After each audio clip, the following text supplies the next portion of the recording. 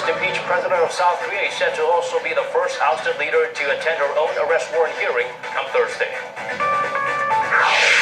38 North says there are various indicators at North Korea's key nuclear test site that point to another provocative act being planned. This despite growing international pressure against the regime. British PM Theresa May signs a document officially signaling her country's departure from the EU, but the two sides will have much to discuss as the process of negotiation won't be a simple one. Hello, it's very good to have you with us at this hour. I'm Daniel Che. Let us begin with the follow-up to the nation's first ever impeachment of a democratically elected leader. Park Geun-hye will attend a court hearing on her arrest warrant on Thursday morning. That means another first under her belt. She becomes the first former president to attend such an event. Hwang Woo-jun starts us off. Park Geun-hye will appear at the Seoul Central District Court on Thursday morning for a court hearing on the prosecution's request for an arrest warrant. If she does appear, she will be the first ex-president to do so since the court started holding warrant hearings 20 years ago. Park and her legal team are known to have spent a considerable amount of time preparing for the hearing, and legal experts say she could make another bid to deny the 13 charges against her. Prosecutors reaffirmed on Wednesday that their request for a warrant was based on the severity of the charges she's facing.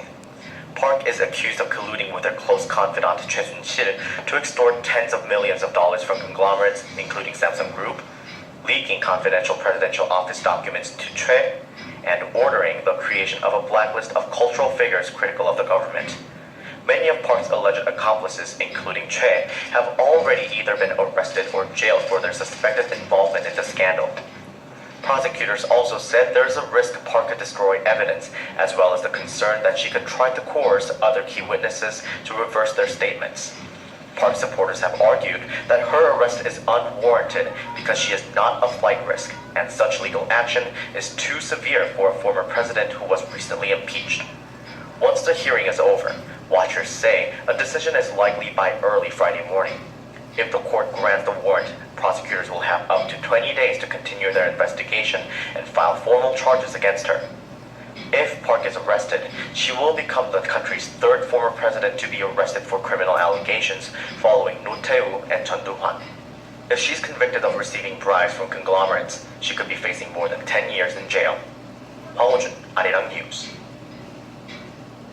Meanwhile, the committee dedicated to the investigation into the Seoul tragedy vowed to do everything within their power to retrieve the bodies of the 9 victims still unaccounted for and find out what exactly caused the ship to capsize. The goal is to get it done within 6 months, but according to our Kim Jong-soo, they face challenges due to unfavorable weather.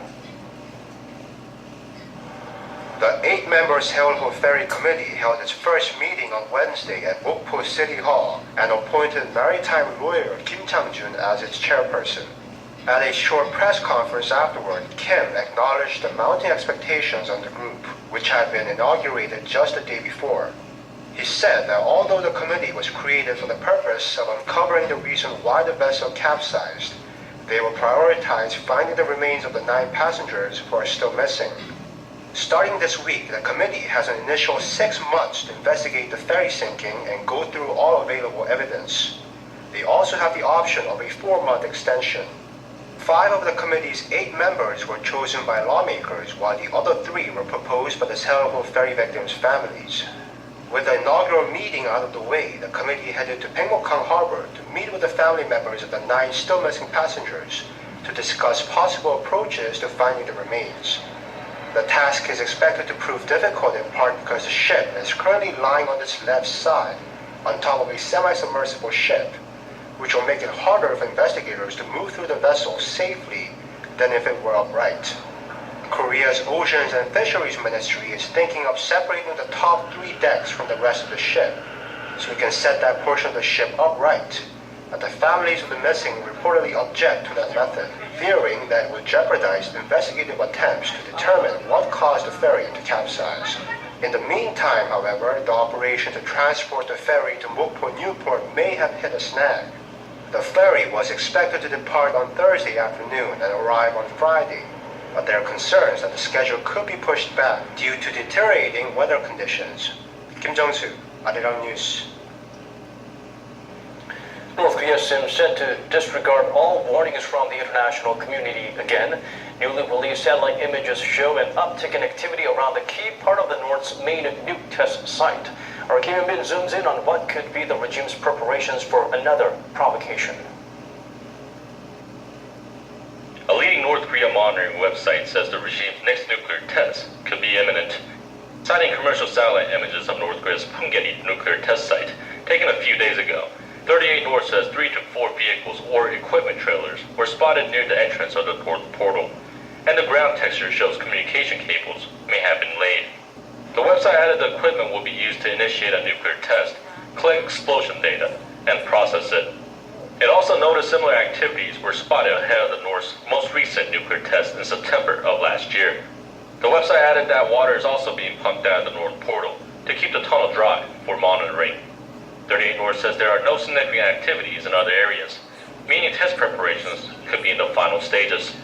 However, it added these images cannot determine exactly when or if the North will conduct a test. An expert in South Korea agreed with the assessment and said the test could be conducted to demonstrate the regime's nuclear capabilities.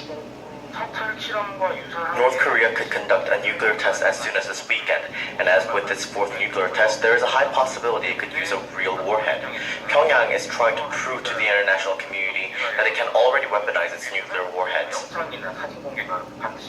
With speculation growing, the U.S. State Department has warned North Korea that a nuclear provocation would have grave consequences for the regime. The department emphasized that Pyongyang needs to put an end to all provocative actions that threaten peace and stability.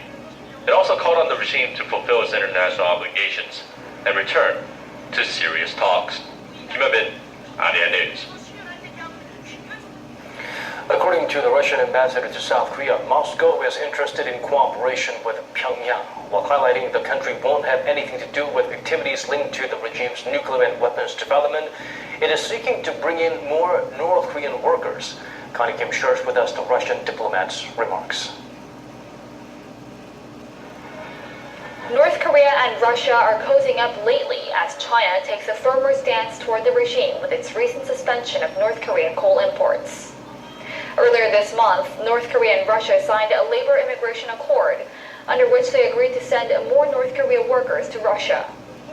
At a meeting the following week, Russian officials reportedly expressed interest in long-term plans to expand the program.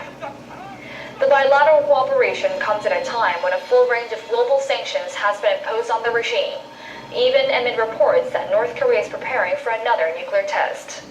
We consider important cooperation with North Korea in the all civil spheres, and also in those areas that are not connected with the weapons of mass destruction. That's why sending people to work in Russia, it's not a violation of any sanctions or international laws, because it is made within the frameworks of our bilateral agreements.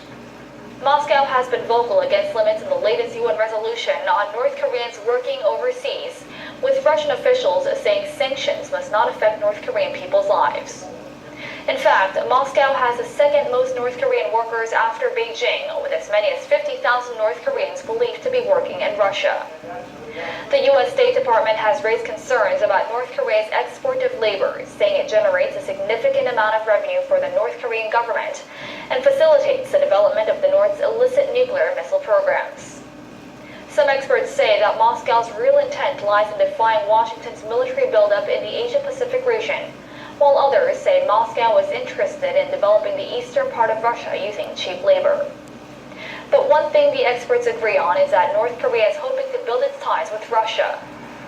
In a report last month, the North state-run Korean Central News Agency listed Russia first among the countries friendly to the regime. Connie Kim, ADN News. The most powerful man in the reclusive